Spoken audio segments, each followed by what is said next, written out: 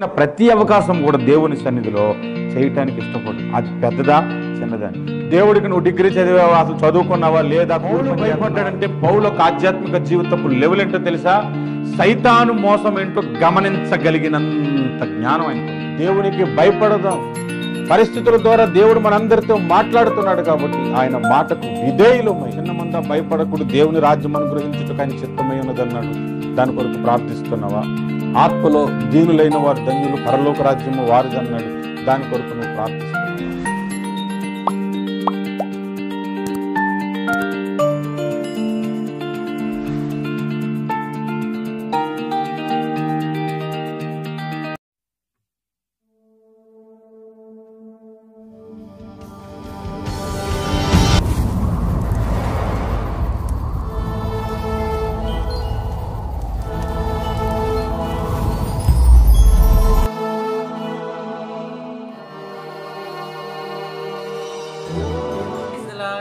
దేవుని ప్రియమైన సంగమా, దేవుడు ఈరోజు మనతో మాట్లాడాలనుకుంటున్నాడు. మరి మనందరం ప్రార్థనాపూర్వకంగా సిద్ధపడదామా? దేవుడు ఏర్పాటు చేసుకున్న దైవజనుడు పాస్టర్ సుదర్శన్ గారి ద్వారా దేవుడు మనందరితో మాట్లాడాలనుకుంటున్నాడు. రండి, ప్రార్థనాపూర్వకంగా మనం ముందు కొనసాగుదాం.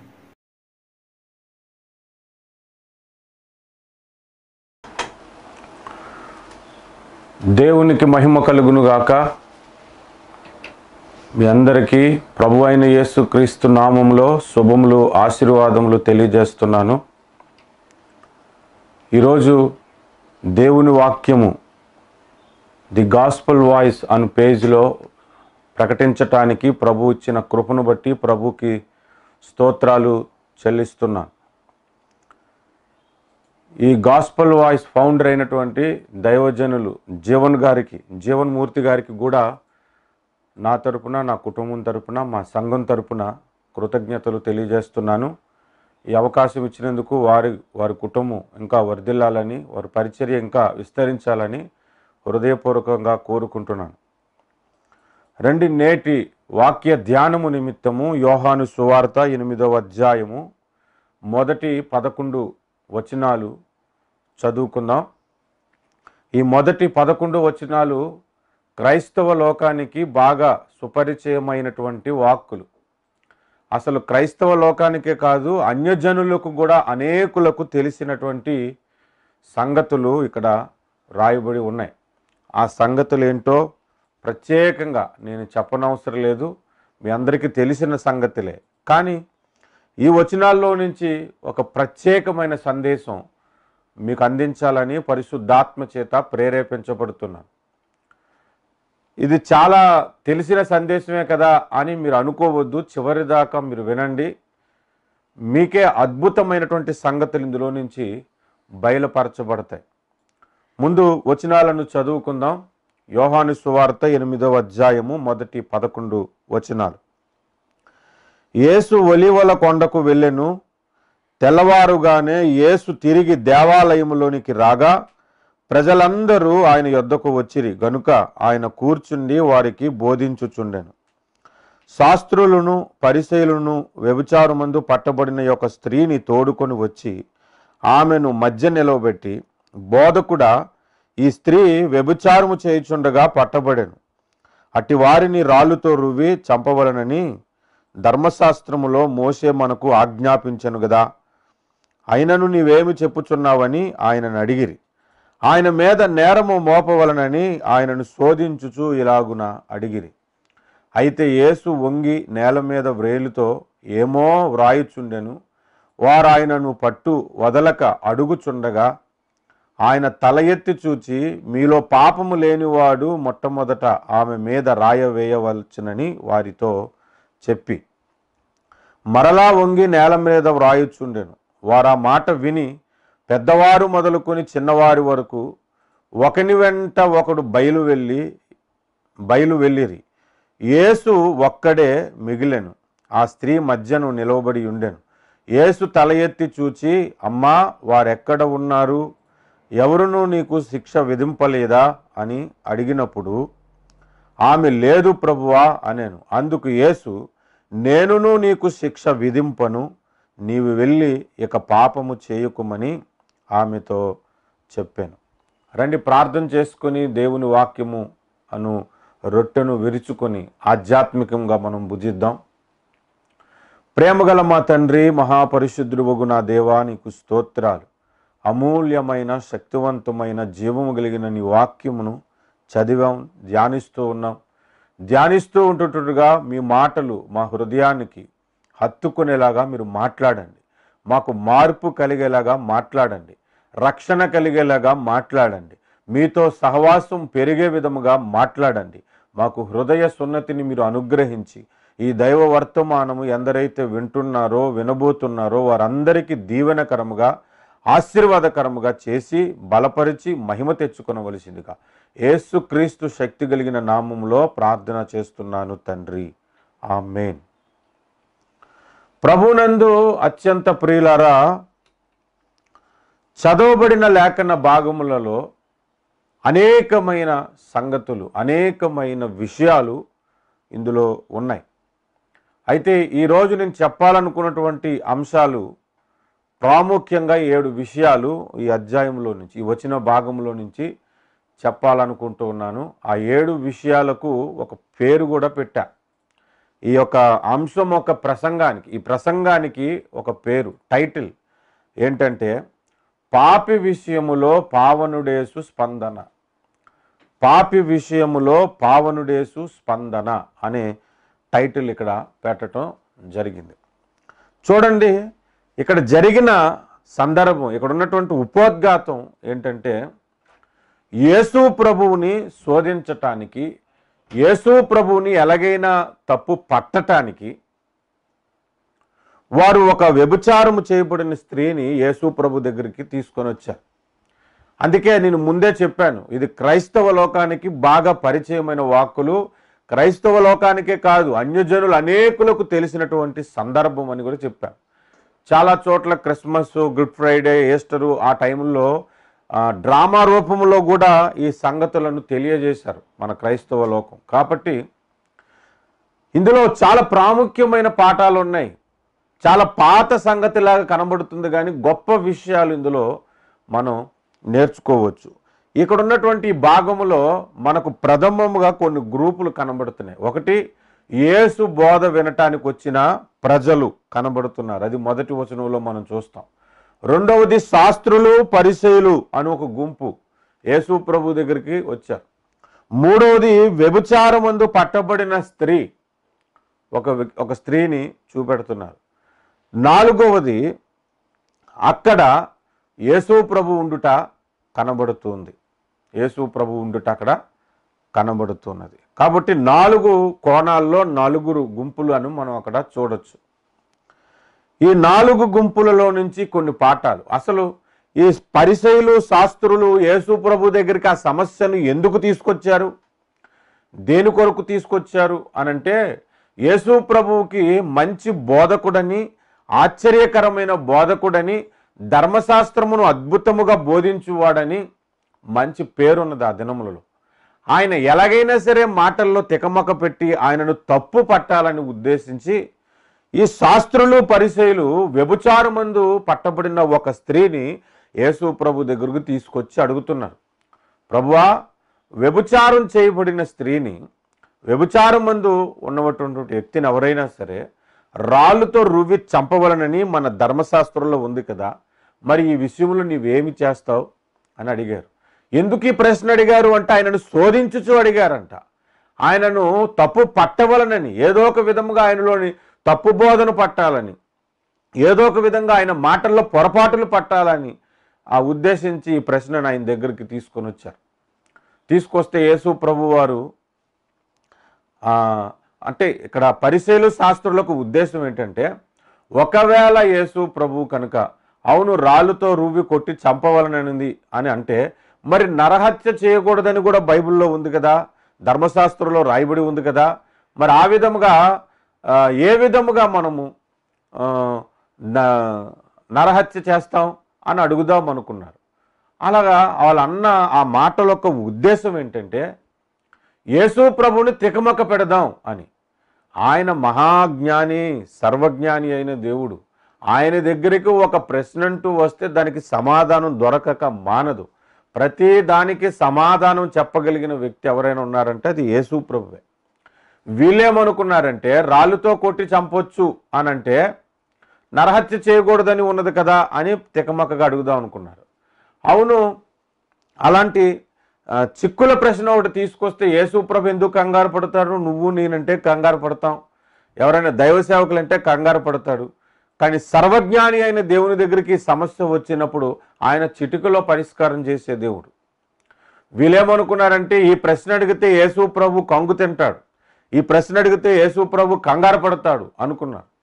కానీ యేసు ప్రభు చాలా సింపుల్గా ఒక మాట చెప్పేశారు, ఏంటంటే మీలో పాపము లేనివాడు మొట్టమొదటి రాయ ఆ స్త్రీ మీద వేయమని చెప్పారన్నమాట. అంటే ఇక్కడ మనం నేర్చుకోవలసిన ఒక పాఠం ఏంటంటే, పాపము లేనివాడుగా యేసు ప్రభు అక్కడ కనబడుతున్నాడు.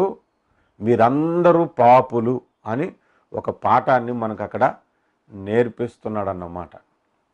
పాపములో ఉన్న ప్రతి ఒక్కరూ అక్కడ ఉన్నారు, పాపము లేనివాడు ఒక్కడే అక్కడ ఉన్నాడు, ఆయన నజరేయుడైన యేసుక్రీస్తు ప్రభువు. మీలో పాపము లేనివాడు మొట్టమొదటి రాయ ఆ స్త్రీ మీద వేయండి అనంటే పెద్దలు మొదలుకొని చిన్నవారి వరకు ఒకరి వెంట ఒకరు వెళ్ళిపోయారంట. ఆ సందర్భంలో మనం చూస్తే యేసు నేలను వంగి ఏదో వ్రాయుచున్నాడు అని కూడా మనకు కనబడుతుంది. ఏదో వ్రాయుచున్నాడంటే ఏం రాస్తున్నాడంటే అసలు ఈ గ్రూప్ అంతటిని క్రియేట్ చేసి యేసు మీద తప్పు మోపుదాం, యేసు ప్రభు బోధల్లో పొరపాటును కనుక్కుందామని ఎవరైతే మూల వ్యక్తి ఉన్నారో, వీళ్ళందరినీ పోగు చేసిన వ్యక్తి ఉన్నాడో, ఆ పెద్దవాని పాపం మొదట అక్కడ రాశాడు. ఆ పెద్దవాని పాపము అక్కడున్న ప్రతి ఒక్కరి చరిత్ర ఎరిగిన దేవుడు యేసు ప్రభు. యేసు అందరినీ ఎరుగును అని యోహాను సువార్త 2వ అధ్యాయం 24వ వచనంలో రాయబడింది. నిన్నెరుగును, నన్నెరుగును, భూమి మీద పుట్టిన ప్రతి ఒక్కరిని ఎరుగును, తర్వాత పుట్టబోతున్న వారి సంగతి ఎరుగును, ప్రతి ఒక్కరిని ఎరిగినటువంటి వాడు మన ప్రభువు. వీళ్ళు పాపాలన్నీ చిట్ట కూడా యేసు ప్రభు దగ్గర ఉన్నాయి కనుక పెద్దవారు మొదలుకొని చిన్నవారు వరకు అందరూ అక్కడి నుండి వెళ్ళిపోయారు. అయితే ఈ భాగములో మనం ఏం నేర్చుకోవచ్చు? ఈ భాగములో నుంచి 7 విషయాలు మీతో మాట్లాడటానికి పరిశుద్ధాత్మ దేవుడు నన్ను ప్రేరేపిస్తున్నాడు. మొట్టమొదటి విషయం, పాయింట్ 1, నెంబర్ 1 ఏంటంటే యేసు ప్రభు దగ్గర నుంచి ఇక్కడ నేర్చుకోవలసింది, పాపి శిక్షకు పాత్రుడు అని మనకి ఇక్కడ నేర్పిస్తున్నాడు. అంటే పాపము చేసేవాడు ఎవడైనా సరే వాడు శిక్షకు అర్హుడు, వాడు శిక్షించబడాలని ఇక్కడ మనకు ఒక పాఠం కనబడుతుంది. ఇది మొట్టమొదటి విషయం. ఎలా కనబడుతుంది అనంటే ఈ శాస్త్రులు పరిసయ్యులు వ్యభిచారమందు పట్టబడిన స్త్రీని యేసు ప్రభు దగ్గర తీసుకొచ్చి, ఇదిగో ఈమెను రాళ్ళతో రువ్వి కొట్టబడనని ధర్మశాస్త్రంలో ఉంది కదా, ఈ విషయంలో నీవేమి చెబుతావు అని అంటే అక్కడ ఉన్నటువంటి యేసు ప్రభు ఏమన్నారు? అవును, కొట్టమనే ఉంది అని చెబుతున్నాడు కదా, రాళ్ళు రువ్వి కొట్టమని ఉన్నదాన్ని ఒప్పుకున్నాడు కదా.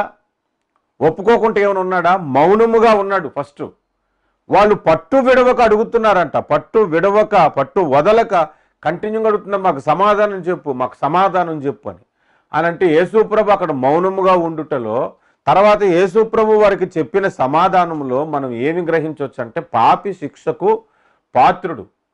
ఆమెను క్షమించి వదిలేయండి అయ్యా అని అనలేదు అక్కడ, ఆమెను విడిచిపెట్టండి అయ్యా అని అనలేదు అక్కడ. అవును, మీరు చెప్పినట్లుగానే రాళ్ళతో కొట్టి చంపాలి కాబట్టి మొట్టమొదటి రాయి మీలో ఒకడు వేయండి. ఎవరు వేస్తారంటే పాపం లేని వాడు వేయండి అన్నాడు. అంటే ఈ సందర్భం అంతటిలో మనం నేర్చుకోవలసింది ఒకటి ఏంటంటే పాపము చేసిన వాడు శిక్షకు పాత్రుడు. అది అసలు పాపము వలన మానవ జాతికి వచ్చే శిక్షలేంటో తెలుసా? పాపము వలన మానవ జాతి కోల్పోయినదేంటో తెలుసా? పాపం వలన మనుషులకు ఎటువంటి శాపం వస్తుందో తెలుసా? ఆదికాండం 3వ అధ్యాయంలో ఆదామును దేవుడు శపించాడు. పాపం చేసిన తర్వాత నీవు కష్టపడి చెమటోరిస్తే తప్ప నీకు ఆహారము దొరకదన్నాడు. ఈనాడు కష్టపడితేనే మన కడుపు నిండుతుంది, రెక్కాడితే కానీ డొక్కాడదు అని ఒక సామెత మన ఆంధ్ర రాష్ట్రంలో చెప్పుకుంటారు కదా. అలాగా కష్టపడితే కానీ మన నోటికి ఆహారం దొరకట్లేదు. మన చేతులతో కష్టిస్తే తప్ప మన 5 వేళ్లకు పిడికెడు ముద్ద దొరకట్లేదు. ఇది పాపము వలన వచ్చినటువంటి శాపము. స్త్రీకి అన్నాడు నీవు వేదనతో పిల్లలను కందువు అన్నాడు. అంటే శాపము వేదనలు కారణం ఏంటంటే పాపము. పాపము వలన వచ్చిన శిక్ష శాపము, పాపము వలన వచ్చిన శిక్ష వేదనలు మనిషి జాతికి కలిగాయి.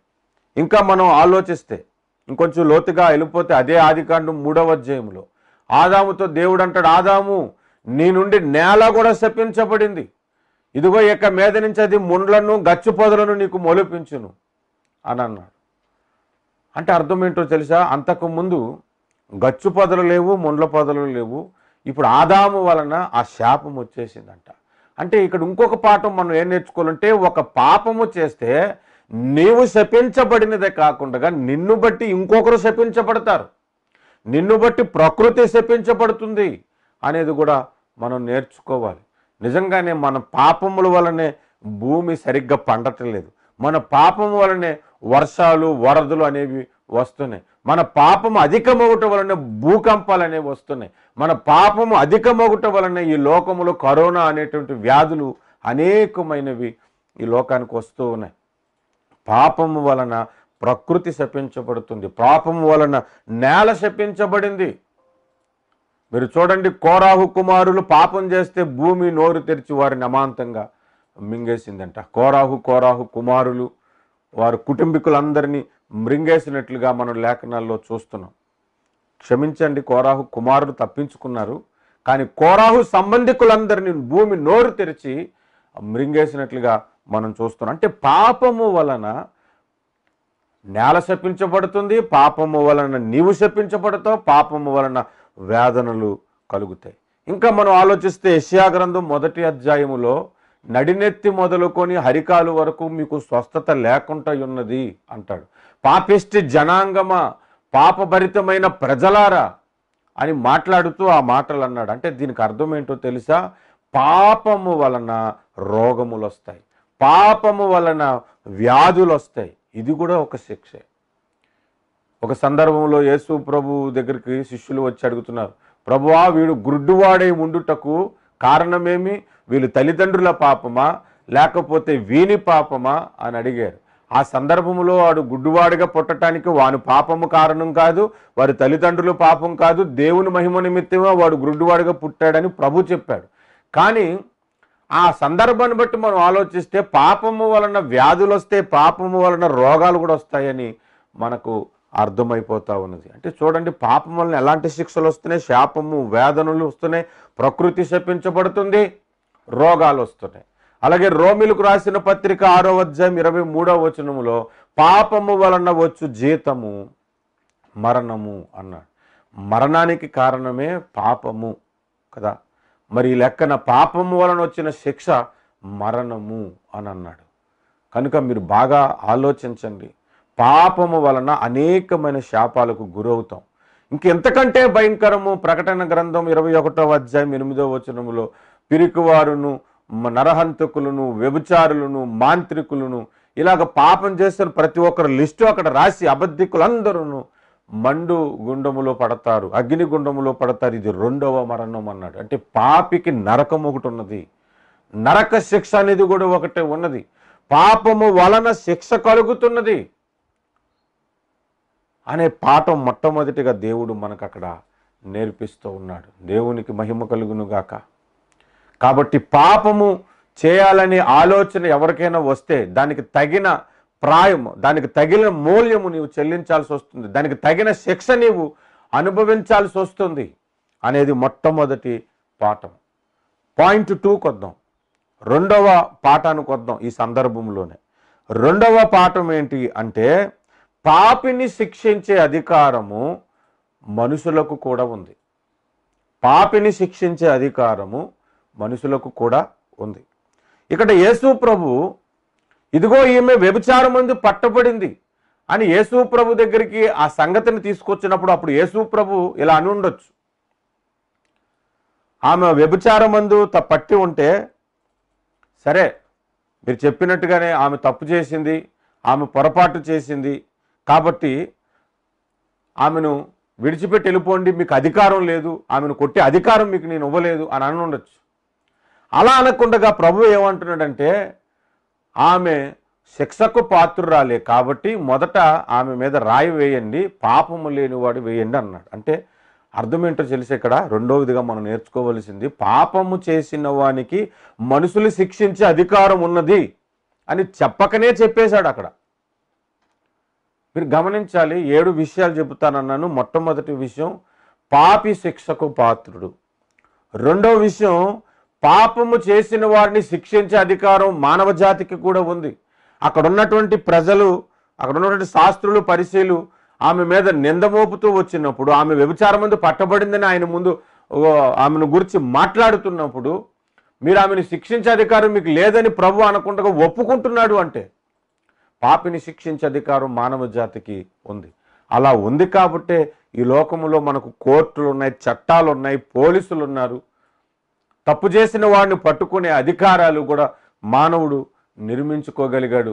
దీని అంతటి వెనక దేవుని యొక్క హస్తం ఉన్నది అనేది మనం గ్రహించాలి. కనుక మీరు బాగా ఆలోచించండి. పాపము చేస్తే దేవుడే కాదు శిక్షించేది, ఈ లోకంలో మనుషులకి దొరికినప్పుడు వాళ్ళు కూడా నిన్ను శిక్షిస్తారు. అలా శిక్షించే అధికారం మానవ జాతికి దేవుడే ఇచ్చాడని బైబిల్లో ఈ లేఖనాలను బట్టి మనం రెండవదిగా నేర్చుకోవచ్చు. ఇది రెండవ విషయం. మీలో ఎవరైనా తప్పు చేసి పాపం చేసి దొరికిపోతే, ఎవరికైనా దొరికిపోయినప్పుడు అది ఎదుటివారు ఆ పాపం నిమిత్తం శిక్షించేవారు మీరు ఎప్పుడు చూడలేదా? బాధించేవారిని మీరు చూడలేదా? ఉన్నారు. భార్య తప్పు చేసి భర్తకు దొరికిపోతే భార్యను విడిచి ఆమెను శిక్షించే భర్తలు ఉన్నారు. భర్త తప్పు చేస్తే భర్తను శిక్షించే భార్యలు ఉన్నారు. పిల్లలు తప్పు చేస్తే పిల్లలను శిక్షించే తల్లిదండ్రులు ఉన్నారు. మనకు అధికారం ఉంది, పాపం చేసే వాడిని శిక్షించే అధికారం కూడా ఉన్నదని రెండవదిగా మనము ఈ భాగములో మనం నేర్చుకోవచ్చు. ఇది రెండవ విషయం. మూడో విషయానికి వద్దాం. మూడో విషయానికి పాయింట్ నెంబర్ 3. పాయింట్ 3 ఏంటంటే, పాపము చేసేవాడిని శిక్షించే అధికారము దేవుడు ఎవరికి ఇచ్చాడు అనంటే పాపము చేయని వానికి ఇచ్చాడు. అందుకే మీలో పాపము లేనివాడు మొట్టమొదటి రాయి ఆమె మీద వేయమని చెప్పాడన్నమాట. అంటే పాపము చేయని వానికి ఆ అధికారము ఇవ్వబడింది. పాపము చేయని వాడు మొట్టమొదటి రాయ ఆయన మీద వేయండి, ఆ స్త్రీ మీద వేయండి అనంటే పెద్దలు మొదలుకొని చిన్నవారి వరకు అందరూ వెళ్ళిపోయారంట. అసలు విచిత్రం ఏంటంటే, అక్కడ శాస్త్రులు పరిశీలి స్త్రీని తీసుకొచ్చారు. ఈ స్త్రీని తీసుకురావటానికి ముందే యేసు ప్రభు దగ్గర కొంతమంది జనాంగం ఉన్నారు. మొదటి వచనంలో మనం చదివాం.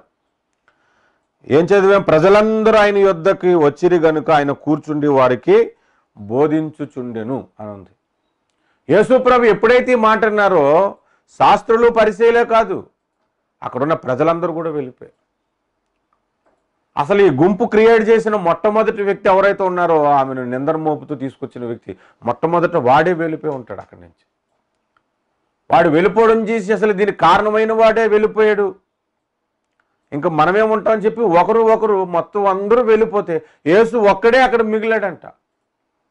అంటే ఇక్కడ యేసు ప్రభు పాయింట్ 3 మనకి ఏం చెబుతున్నాడంటే, పాపిని శిక్షించే అధికారము పాపము లేనివాడు శిక్షించవచ్చు అని మూడవదిగా మనకు నేర్పిస్తూ ఉన్నాడు. గమనించండి, పాపము నీవు చేసి పాపము చేసిన వాడిని శిక్షించే అధికారం నీకు లేదు. నీలో పాపం ఉంచుకొని ఎదుటివాని పాపమును గురించి మాట్లాడే అధికారం నీకు నాకు లేదని దేవుడు మూడవదిగా మనకు తెలియజేస్తున్నాడు. మనందరికీ తెలుసు, 2వ సమూయేలు గ్రంథం 11, 12 అధ్యాయాలు. 2వ సమూయేలు గ్రంథం 11వ అధ్యాయములో దావీదు చేసిన పాపము, దావీదు చేసిన హత్య కనబడుతుంది. 12వ అధ్యాయములో దావీదుకి బుద్ధి చెప్పుట కనబడుతుంది. 11వ అధ్యాయంలో ఏం జరిగిందంటే, వసంతకాలమున రాజులందరూ యుద్ధానికి వెళ్తుంటే దావీదు యుద్ధానికి వెళ్ళలేదు, లేదా ఇంట్లో ఉండి ప్రార్థన చేయాలి యుద్ధానికి వెళ్ళిన వారి కొరకు. మన స్వార్థకు వెళ్ళకపోతే వెళ్ళిన వారి కొరకు ప్రార్థించాలి. కానీ దావీదు 2 పనులు చేయలేదు. మిద్దు మీదకు ఎక్కినప్పుడు ఒక సౌందర్యవంతురాలు స్నానం చేయటం కనిపించింది. ఈయన రాజు కదా, ఈయన అధికారం ఉంది కదా అని ఆమెను తన అంతఃపురమునకు తీసుకొచ్చి ఆమెతో శయనించాడు. ఆమె పేరు బత్షెబ, ఆమె భర్త ఊరియా.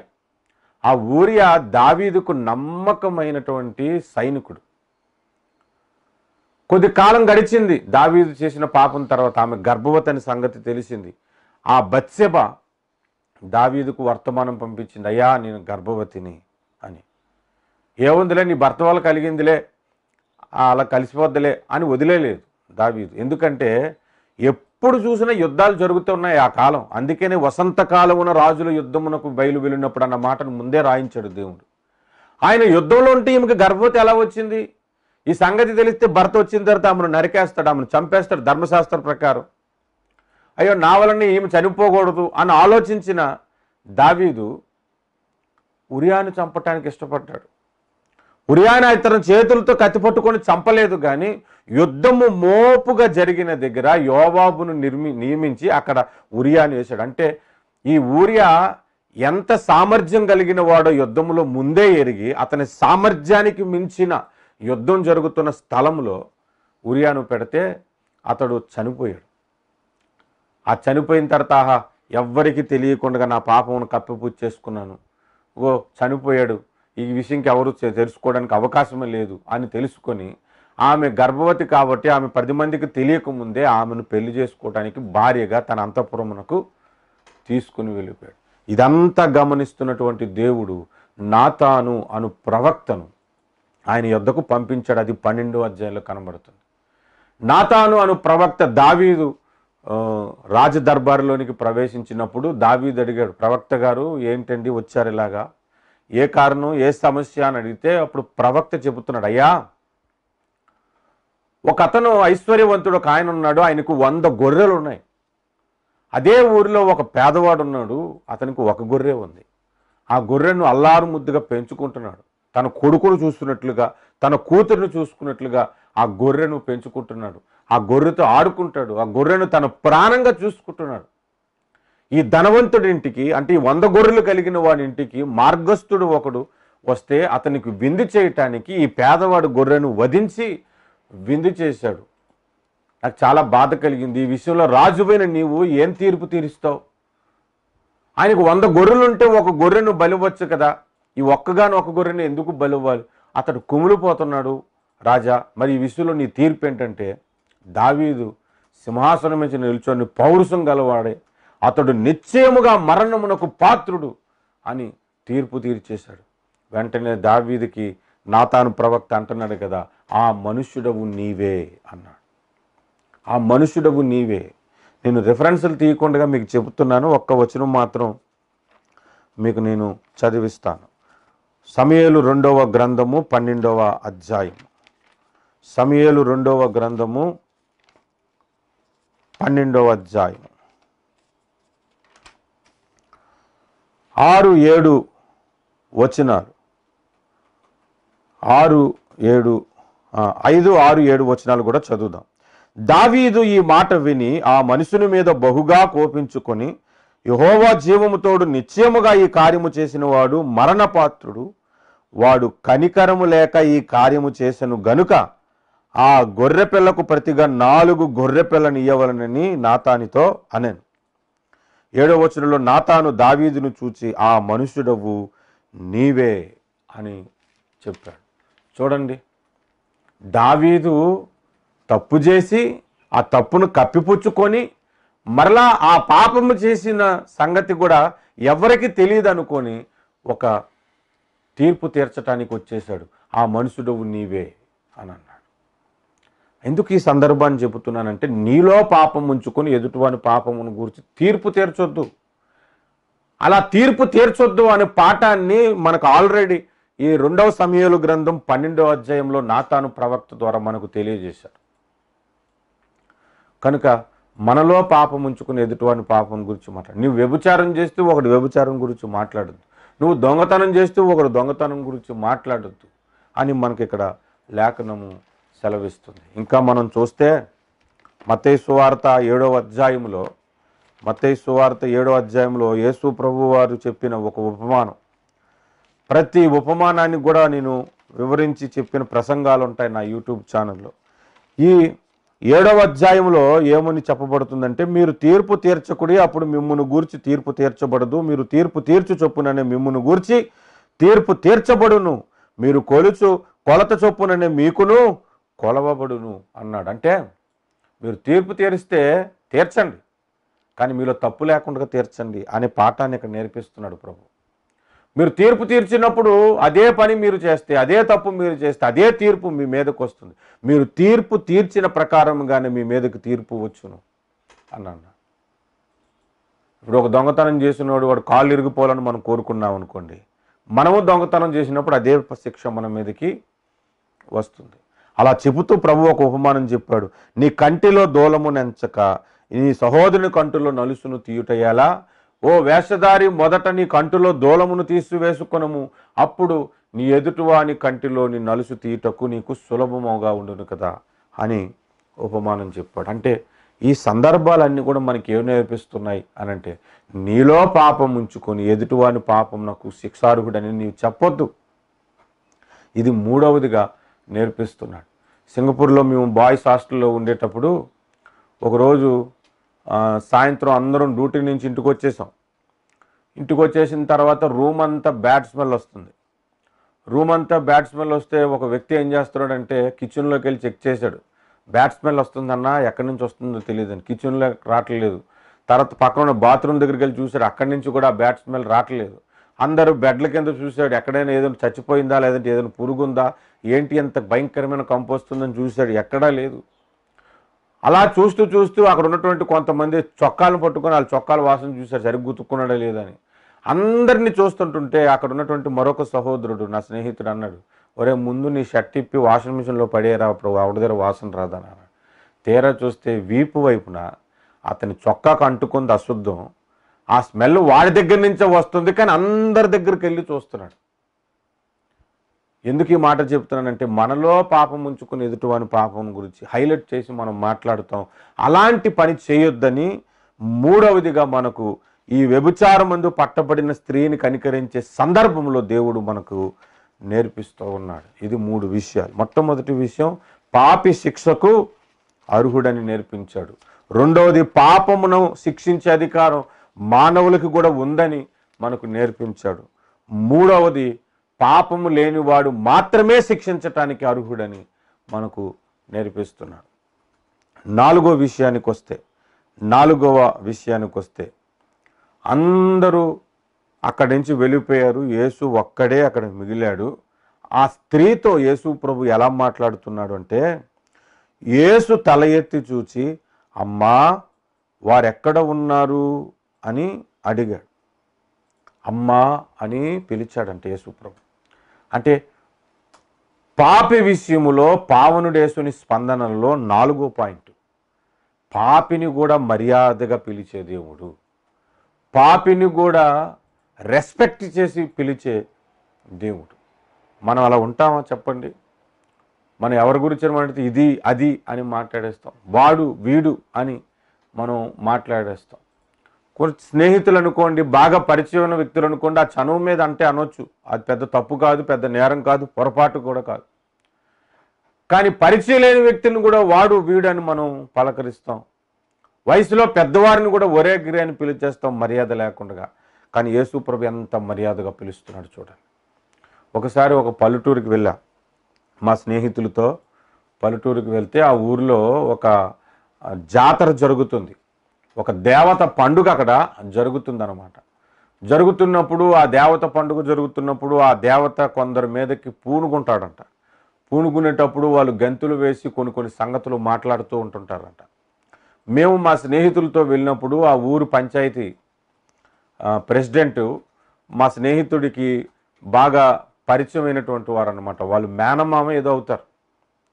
వాళ్ళు మేనమామతో ఊరంతా పండుగ అంతా చూడటానికి వెళ్తూ ఉంటుంటే ఒక స్త్రీ మీదకి అనుకోకుండా దేవత వచ్చేస్తే వెంటనే ఆమె పూనుకొని గిలగిలగని కొట్టుకొని గంతులు వేస్తూ ఈ ప్రెసిడెంట్ని ఒరే ప్రెసిడెంటు అని పిలుస్తుంది అనమాట. ఎందుకు ఈ మాట చెబుతున్నానంటే, నిజంగా దేవుడే కనుక ఆమె మీదకి వస్తే ఇలా మర్యాద లేకుండా మాట్లాడాడు. కొంతమంది పరిశుద్ధాత్మను పొందుకున్నాను అని చెప్పి ఎదుటివాడిని దూషిస్తారు. నిజంగా నువ్వు పరిశుద్ధాత్మను పొందుకుంటే ఎదుటివాడిని దూషించటానికి ఆలోచిస్తావు, ఎదుటివాడిని పేరెత్తి మాట్లాడడానికి ఆలోచిస్తావు. మీరు ఆలోచించండి. యేసు ప్రభువే ఒక పాపిని ప్రేమగా పిలిచినటువంటి వాడు. పాపిని ప్రేమగా అమ్మా అని పిలిచాడు. అంటే నాలుగవదిగా మనం ఏం నేర్చుకుంటున్నాం అంటే, పాపి విషయములో యేసు స్పందించే విధానము పాపిని కూడా రెస్పెక్ట్ చేసి పిలిచేవాడు అని. మీ అందరికీ ఒక సంఘటన జ్ఞాపకం చేస్తాను. యేసు ప్రభువుని 33 నాణేలకు ఆయన శిష్యుల్లో ఒకడైన యోధా ఇస్కరియోతు అమ్మేశాడు. ఆ 33 నాణాలకు యేసు ప్రభు ఆచూకీ చెప్పాడు. యేసు ప్రభుని ఎలా పట్టుకోవాలో ఒక ఇన్ఫర్మేషన్ ఇచ్చేశాడు. ఆయన్ను పట్టుకోవటానికి, ఆయన్ను గుర్తించటానికి నేను ఆయన దగ్గరికి వెళ్ళి నేను ముద్దు పెట్టుకుంటాను, నేను ఎవరినైతే ముద్దు పెట్టుకుంటాను ఆయనే యేసు ప్రభు, మీరు వచ్చి ఆయన అరెస్ట్ చేయండి అని రోమా సైన్యానికి ఇన్ఫర్మేషన్ కూడా ఇచ్చేశాడు. ఆ సంగతి కూడా యేసు ప్రభుకు తెలుసు.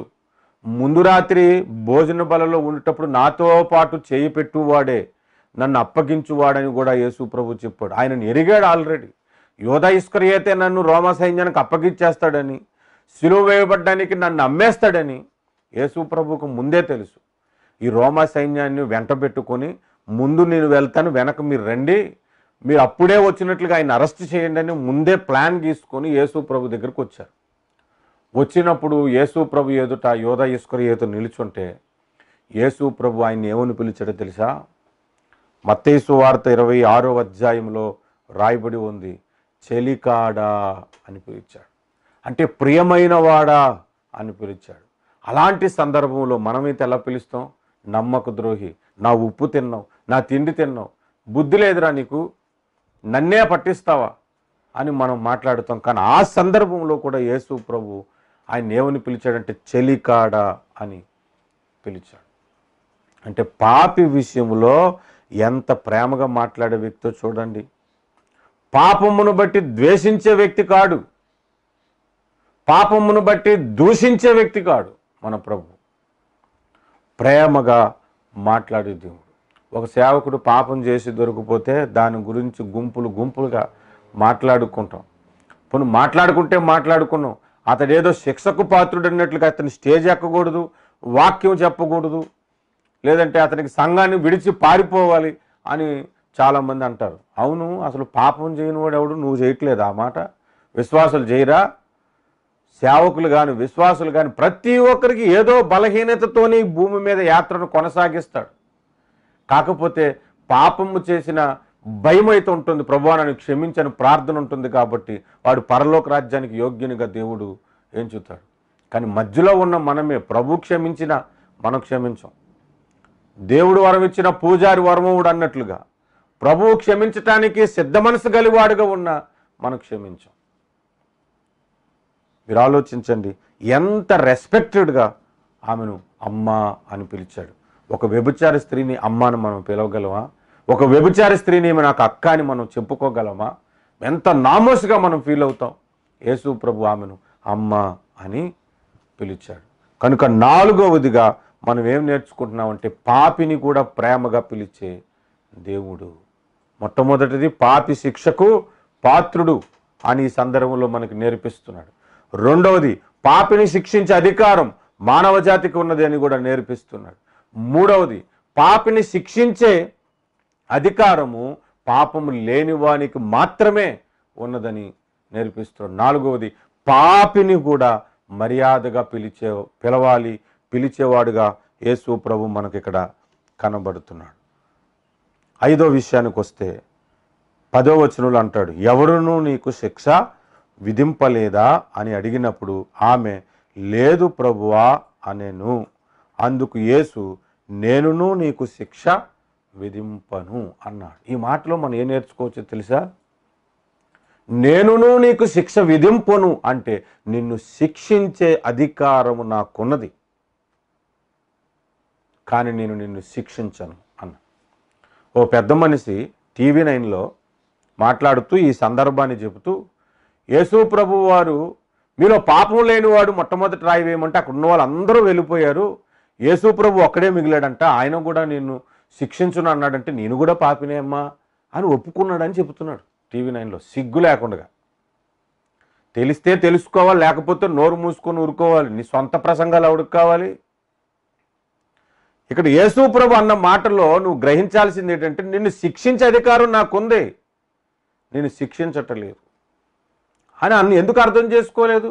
అసలు అందరూ మీలో పాపం లేనివాడు మొట్టమొదటి రాయి వేయండి అందరూ వెళ్ళిపోయినప్పుడు యేసు ప్రభు ఎందుకు వెళ్ళిపోలేదు? అమ్మ నేను కూడా వెళ్తానమ్మా, వాళ్ళతో పాటు నేను కూడా ఒకరినే అని ఎందుకు అనలేదు? అక్కడే ఎందుకున్నాడు అంటే ఆయనలో పాపము లేదని అక్కడ స్టేట్మెంట్ చేస్తున్నాడు. కాస్త కన్నులు తెరిచి తెలుసుకోవాలి కొన్ని సంగతులు. అదే అధ్యాయములో 46వ వచనములో యేసు ప్రభు సవాల్ చేసి మాట్లాడుతున్న ఒక మాట ఉంది. నా యందు పాపం ఉన్నదని మీలో ఎవడు స్థాపించును? బహిరంగ సభలో బహిరంగంగా వేల మంది జనాంగం మధ్యన యేసు ప్రభు నిలుచొని నా యందు పాపం ఉన్నదని మీలో ఎవడు స్థాపించును అని అన్నాడు. అంటే ఇదే మాట మనం కానీ ఎక్కడైనా నిల్చొని అన్నాం అనుకో 100 మంది వస్తారు, బాబు నీ సంగతి చెప్తాం రా అని. యేసు ప్రభు మాట అన్నాడంటే ఆయనలో పాపం ఉన్నదని చెప్పే దమ్ము ఎవరికి లేదు, అసలు ఆయన ఉందని చెప్పడానికి అవకాశమే లేదు. అంతటి పరిశుద్ధుడు మన ప్రభువైన యేసు. దేవునికి స్తోత్రం కలుగును గాక. కొరింథీయులకు రాసినటువంటి 2వ పత్రిక 5వ అధ్యాయం 21లో ఆయనను గురించి ఒక మాట రాయబడి ఉంది. కొరింథీయులకు రాసిన 2వ పత్రిక 5వ అధ్యాయము 21వ వచనములో, ఎందుకనగా మనం ఆయన యందు దేవుని నీతి అగునట్లు పాపమెరుగని ఆయనను మన కోసము పాపముగా చేసెను. పాపమెరుగని ఆయనను మన కోసము పాపముగా చేశాడు. ఆయనకు పాపము లేదు, కానీ మన కోసం అయ్యో పాపం అన్నట్లుగా మన కొరకు సిలువలో మరణించాడు. ఆయనలో ఏ పాపము లేదు. 1 తిమోతి పత్రికలో కూడా ఆత్మ విషయమై నీతిపరుడని తీర్పు నొందెను అని రాయబడి ఉంది. పిలాతు దగ్గరికి ఆయన్ని ఎంక్వైరీకి తీసుకెళ్ళినప్పుడు, తీర్పు కొరకు తీసుకెళ్ళినప్పుడు, సిలువ మరణానికి ముందు రోజు అర్ధరాత్రి సమయంలో ఆయనతో మాట్లాడిన తర్వాత పిలాతుకు అర్థమైంది, ఈయన నీతిమంతుడు, ఈయన యందు ఏ దోషము నాకు కానరాలేదు అని చెప్పాడు. అంతటి పరిశుద్ధుడు. ఆయన కూడా పాపినని ఒప్పుకున్నాడంట. ఈ పెద్ద మనిషి టీవీ 9లో చెప్తున్నాడు. ఎంత సిగ్గులేని మాటలండి ఇవన్నీ. ఇక్కడ 5వదిగా మనం నేర్చుకోవలసింది ఏంటంటే, పాపిని శిక్షించే అధికారం యేసు ప్రభువుకి ఉన్నది. పాపిని శిక్షించే అధికారము యేసు నాథుడికే ఉన్నది. పాపులను శిక్షించే అధికారము మనిషి కుమారుడికి ఉన్నదని ఆయన లూకా సువార్తలో తన గురించి ఆయన చెప్పుకున్నాడు. ఇది 5వది. 6వ విషయానికి వస్తే నేనును నీకు శిక్ష విధింపను అనే మాటలోనే మీరు మరో కోణంలో ఆలోచిస్తే పాపిని క్షమించే దేవుడుగా కనబడుతున్నాడు. అంటే 6వ విషయం, ఆయన క్షమించు దేవుడు, పాపిని క్షమించి పెట్టే దేవుడు. 86వ కీర్తన 8వ వచనం 5వ వచనంలో 86వ కీర్తన 5వ వచనంలో క్షమించుటకు సిద్ధ మనసు గలవాడు అని రాయబడి ఉంది. అంటే క్షమించటానికి సిద్ధ మనసు గలవాడు. నువ్వు చేసింది తప్పు అని ఆయన ఎదుటికి వచ్చి, ప్రభువా నేను చేసింది తప్పు నన్ను క్షమించు అని ఒక్క మాట హృదయపూర్వకంగా నీవు పలకగలిగితే ఆయన క్షమించుటకు సిద్ధ మనసు గలవాడు. సిద్ధ మనసు గలవాడు అంటే ఎంత సిద్ధ మనసు గలవాడు మీకు మాటల్లో చెప్పాలి అంటే, లూకాసు వార్త 15వ అధ్యాయంలో తప్పిపోయిన కుమారుని గూర్చిన భాగంలో ఆ తప్పిపోయిన కుమారుడు తండ్రి వద్దకు వచ్చి నన్ను క్షమించు అని అడగటానికి రావటానికి ముందు, ఆయన నోటితో క్షమించు అని అడగటానికి ముందే ఈయనే పరిగెత్తుకొని వెళ్ళి ఆయన కౌగులించుకొని మెడ మీద పడి ముద్దు పెట్టుకున్నాడంట. అంటే క్షమించాలనే ఆలోచన నీ హృదయంలో కలిగినప్పుడే అది నోటిలో నుంచి బయటికి రావటానికి ముందే క్షమించే దేవుడు. అంత సిద్ధ మనసు కలిగిన వాడు మన ప్రభువు. పాపులను క్షమించు దేవుడు. ఎంత గొప్ప మాట ఈ మాట. అసలు ఆ లక్షణం ఆయనకు ఉంది కాబట్టే ఈరోజు మన అందరూ రక్షించబడుతున్నాం. ఈరోజు అందరం మనం పరలోక రాజ్యానికి పాత్రులం అవుతున్నాం. యేసు ప్రభువుల లక్షణం కనుక లేదనుకోండి, ఆయన క్షమించే తత్వమే కాదనుకోండి, ఒక్కడం కూడా పరలోకానికి పోము. 130వ కీర్తన 3వ వచనంలో ఇంకొక మాటను మీకు నేను జ్ఞాపకం చేస్తున్నాను, దయచేసి చూడండి. 130వ కీర్తన 3వ వచనం.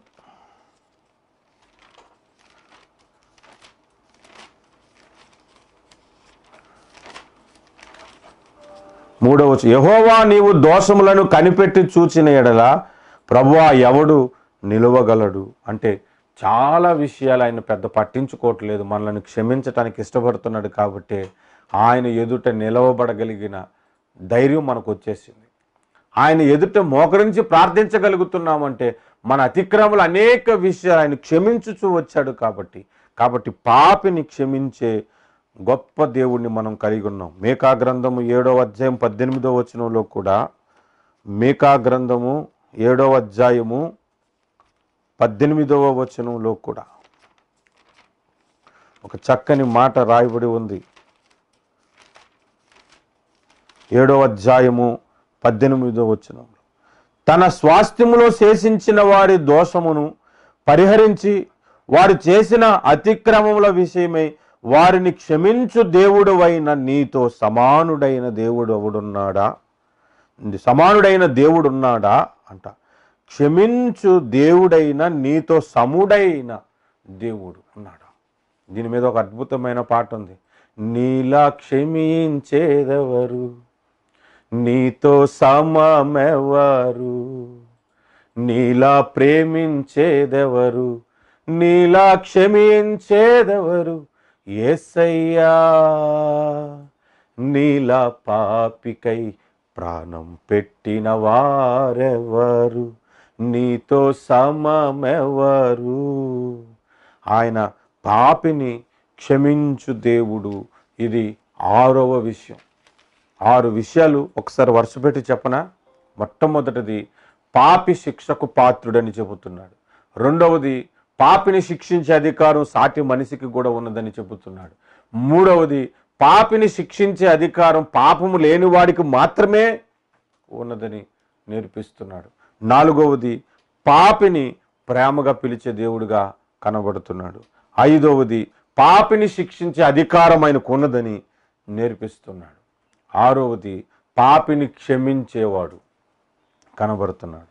7వ విషయానికి వస్తే అదే యోహాను సువార్త 8వ అధ్యాయం మన మూల పాఠ్య భాగంలో 8వ వచనం 11వ వచనంలో, అందుకు యేసు నేనును నీకు శిక్ష విధింపను, నీవు వెళ్ళి ఇకను పాపము చేయుకుమని చెప్పాను. ఆ మాట చెప్పలేదనుకోండి, దానికి మనం ఏమనుకుంటామంటే పాపం చేయటానికి దేవుడు పర్మిషన్ ఇచ్చాడు అనుకుంటాం. కాబట్టి ఆ మాట అన్నాడు. ఏమన్నాడంటే ఇకను పాపము చేయకుము అంటే ఇక నుండి వ్యభిచార పనులు ఇంక మానేయమ్మా, ఇంతవరకు చేసిన నీ వ్యభిచారం అంతటి నేను కొట్టివేసేసాను, నేను క్షమించేశాను, ఇక మీద చేయకు అని చెప్పాడు. ఇక మీద చేయకు అని అంటే కొంతమంది ఎన్నిసార్లు పాపం చేసినా పర్వాలేదు దేవుడు నిన్ను క్షమిస్తాడు అని బోధోడు తీసుకొచ్చారు. ఇక మీద చేయకు అని అంటే ఎన్నిసార్లైనా చేయమని అర్థం కూడా కాదు, అలాగని నువ్వు బలహీనుడు అయిపోతే ఆయన క్షమించడని కూడా అర్థం కాదు. నీ పరిస్థితిని బట్టి దేవుడు నీ పట్ల ప్రవర్తించే దేవుడు. ఇకను పాపము చేయకుము అని యేసుప్రభు ఎందుకు చెప్పాడు అంటే, ఇంకా మరలా పాపము చేస్తే ఏం జరుగుతుందో యోహాను సువార్త 5వ అధ్యాయంలోనే, యోహాను సువార్త 5వ అధ్యాయం 14వ వచనంలోనే చెబుతున్నాడు. ఇదిగో స్వస్థత నొందితివి, మరి ఎక్కువ కీడు నీకు కలుగకుండునట్లు ఇకను పాపము చేయుకుమని చెప్పాను. మరి ఎక్కువ కీడు నీకు జరగకుండా ఉండాలంటే, మరి ఎక్కువ శాపము నీ యొద్దకు రాకుండా ఉండాలంటే, మరి ఎక్కువ రోగాలు నీకు రాకుండా ఉండాలి అంటే ఇకను పాపము చేయకుము అన్నాడు. అంటే ఇంక మీద చేయొద్దు, నువ్వు క్షమించబడ్డావు, జాగ్రత్త కలిగి ఉండు. ఇంకా పాపములు చేస్తే మరి ఎక్కువ శాపం నీ మీదకి వస్తుంది, మరి ఎక్కువ కీడు నీ మీదకి వస్తుంది అని 7వదిగా మనకు చెబుతున్నాడు. అంటే ఇకను పాపము చేయకుము అని చెప్పే దేవుడు మన దేవుడు. ఇక మీదట చేయకుని నీ క్షమిస్తాను అని మాట్లాడుతున్న దేవుడు. ఈ 7 విషయాలు ఈ వ్యభిచారమందు పట్టబడిన స్త్రీని సందర్భంలో ప్రభు చెబుతున్నాడు. కనుక 7 విషయాలను బట్టి దేవుడు పాపము విషయంలో ఎలా స్పందిస్తున్నాడు, పాపి విషయంలో పావనుడేసుని స్పందన ఏంటో మనం నేర్చుకున్నాం. మనం ఏం చేస్తామంటే దేవుడిలో కూడా తప్పులు ఎతికే పనులు పెట్టుకుంటుంటాం మనం. ఆనాడు పరిసయ్యులు ఆయనలో తప్పును పట్టుకోవటానికి, ఆయనలో తప్పేదైనా నియమించటానికి, కనుగొనటానికి ప్రయత్నించినట్టుగా ఈనాడు చాలామంది క్రైస్తవులు నాకు అది చేయలేదు, ఇది చేయలేదు, దేవుడు నా విషయంలో అన్యాయం చేశాడని మాట్లాడుతూ ఉంటుంటారు. మనందరికీ ఒక పాఠం ఇక్కడ దేవుడు నేర్పిస్తున్నాడు. ఆ పాఠాలు మనం నేర్చుకున్నాం. దీని ప్రకారంగా మనం జీవించటానికి ఇష్టపడదాం. పాపి విషయములో పావనుడేసుని స్పందన ఎలా ఉందో మనం నేర్చుకున్నాం. ప్రతి వ్యక్తి పాపే. ఆ పాపము నుండి విడుదల కలిగించటానికి యేసు ప్రభు ఈ లోకానికి వచ్చాడు. నీ కొరకు నా కొరకు సిలువలో మరణించాడు. ఎవరైతే ఆయన మరణాన్ని అంగీకరిస్తారో, ఎవరైతే ఆయన నామాన్ని అంగీకరిస్తారో, ఆయన నా కొరకు జన్మించి మరణించి తిరిగి లేచాడు, ఎవరైతే నోటితో ఒప్పుకొని రక్షణ పొందుతారో, బాప్తిస్మం పొందుతారో వారు రక్షింపబడునని బైబిల్ చెబుతుంది. మరి ఏ నామమున రక్షణ కలుగదు? యేసు నామమును తప్ప మరి ఏ నామమున రక్షణ కలుగదని అపోస్తుల కార్యాలు 4వ అధ్యాయంలో పేతురు బహిరంగంగా ప్రకటించాడు. ఏ నామమున మీకు విడుదల కలుగదు? యేసు నామమును తప్ప. యేసు నామమును తప్ప పాప విమోచన ఇంకెక్కడ కలుగదు, యేసు దగ్గర తప్ప. కనుక అందరం కూడా యేసు పాదాలు పట్టుకొని ఆయన శరణను వేడుకుందాం. రండి ప్రార్థన చేసుకుందాం. ప్రభు సన్నిధిలో ఆయన పాదములు పట్టుకొని బ్రతుములాడుకుందాం. ప్రేమగల మా తండ్రి, మహాపరిశుద్ధుడా, నీకు స్తోత్రాలు స్తుతులు చెల్లిస్తున్నాను. కృపగల తండ్రి, నీకే వందనాలు చెల్లించుకుంటున్నాను ప్రభువా.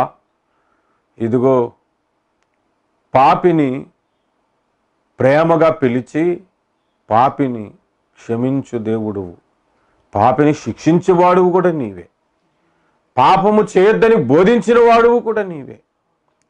పాపము విషయంలో మీరు చూపినటువంటి ఆ స్పందన బట్టి నిన్ను స్తుతిస్తున్నాను ప్రభువా. నీకు వందనాలు చెల్లిస్తున్నాను. సర్వజ్ఞానివైన దేవుడవు నీవు. నిన్ను తప్పు పట్టవలనని వచ్చిన వారు కంగు తిని వెనక్కి వెళ్ళిపోయారు. పాపము విషయంలో ఎవరు అక్కడ నిలవలేదు, అందరూ వెళ్ళిపోయారు నాయన. ఒక్క మీరు మాత్రమే నిలిచి ఉన్నారు అక్కడ.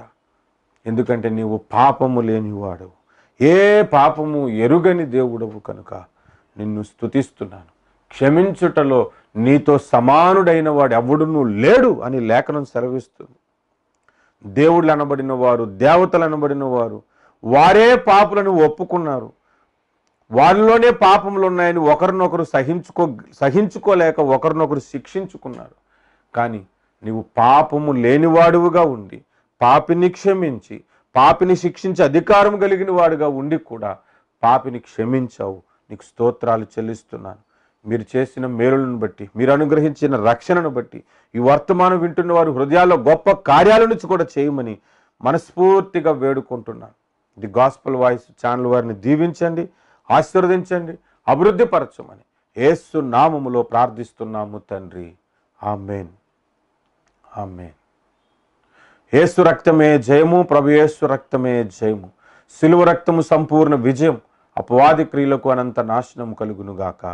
ఆమేన్. మన తండ్రి అయిన దేవుని ప్రేమ, ఆయన కుమారుడైన యేసు క్రీస్తు వారి యొక్క కృప, పరిశుద్ధాత్మ దేవుని అన్యోన్య సహవాసము ఇప్పుడును ఎల్లప్పుడును సదాకాలము వర్తమానం వింటున్న వారికి, వినబోతున్న వారికి తోడుండి నడిపించునుగాక. ఆమేన్, ఆమేన్, ఆమేన్. Praise the lord. దేవుడు మిమ్మల్ని దీవించునుగాక. ఆమేన్.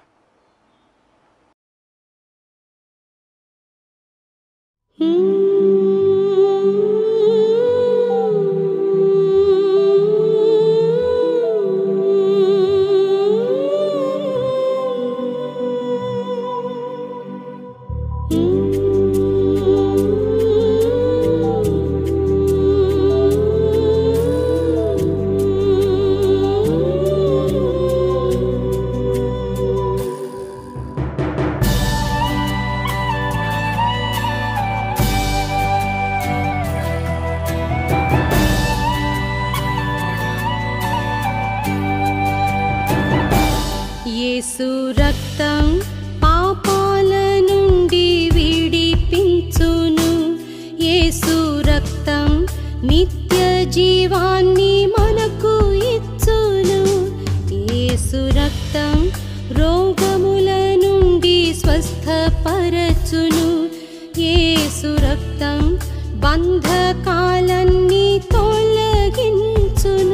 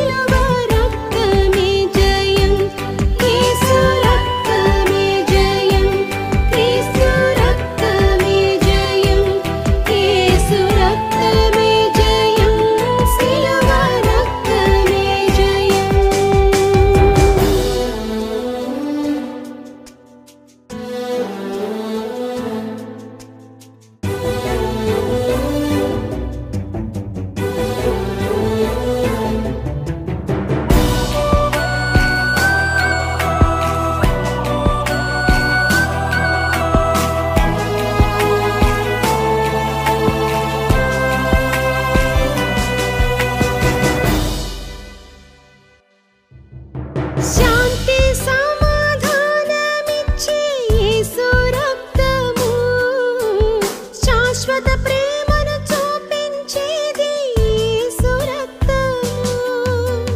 శిష్యునిగా నిన్ను చేసేది యేసు రక్తము. నిత్య రాజ్యమునకు నడిపించే యేసు రక్తము. యేసు రక్తం విమోచించును. యేసు రక్తం పరిపూర్ణము చేయును. యేసు రక్తం క్రయధనముగా మారెను. యేసు రక్తం తండ్రితో జత చేయును. యేసు రక్తమే జయం, క్రీస్తు రక్తమే జయం. యేసు రక్తమే జయం, సిలువ రక్తమే జయం. యేసు రక్తమే జయం, క్రీస్తు రక్తమే జయం. యేసు రక్తమే జయం, సిలువ రక్తమే జయం. యేసు రక్తం పాపాల నుండి విడిపించును. యేసు రక్తం నిత్య జీవాన్ని మనకు ఇచ్చును. యేసు రక్తం రోగముల నుండి స్వస్థపరచును. యేసు రక్తం బంధకాలన్నీ తొలగించును.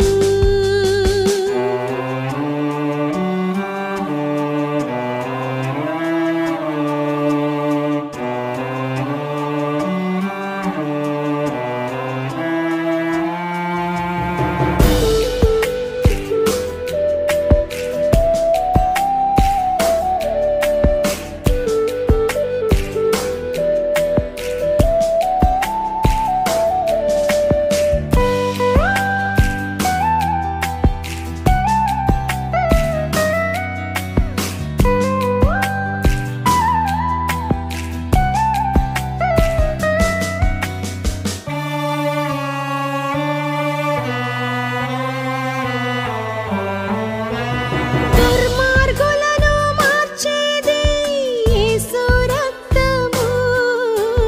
దోషములన్నీ కప్పేది యేసు రక్తము. శాపము నుండి విడిపించేది యేసు రక్తము. మరణము నుండి రక్షించేది యేసు రక్తము. యేసు రక్తం అమూల్యమైనది.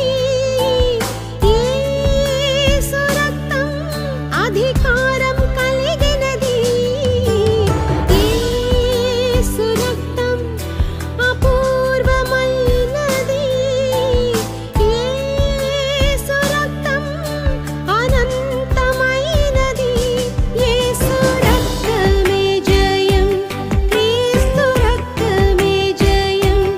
యేసు రక్తమే జయం, సిలువ రక్తమే జయం. యేసు రక్తమే జయం, క్రీస్తు రక్తమే జయం. యేసు రక్తమే జయం, సిలువ రక్తమే జయం. యేసు రక్తం పాపాల నుండి విడిపించును. యేసు రక్తం నిత్య జీవాన్ని